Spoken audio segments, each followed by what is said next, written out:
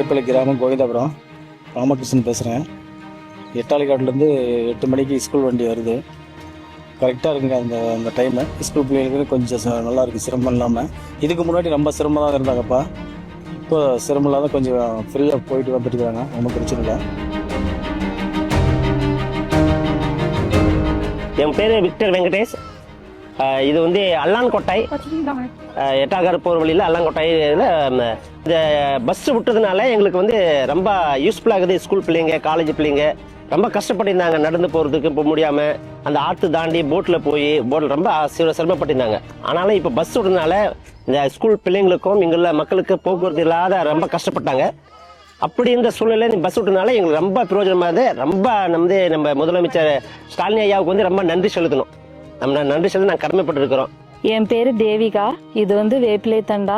எங்களுக்கு ரொம்ப நாளாகவே பஸ் இல்லை. நாங்கள் படிக்கும்போது ரொம்ப ரிஸ்க் எடுத்து தான் நாங்கள் படிக்கவே போனோம். போனால் 2 மணி நேரம் நடக்கிறதா இருக்கும். அதனாலே நிறைய பிள்ளைங்க பள்ளிக்கூடம் போகாதே இருக்காங்க. இப்போ ரொம்ப ரிஸ்க் எடுத்து இந்த மாதிரி பேசி இப்போ தான் பஸ் வந்துட்டுருக்கு.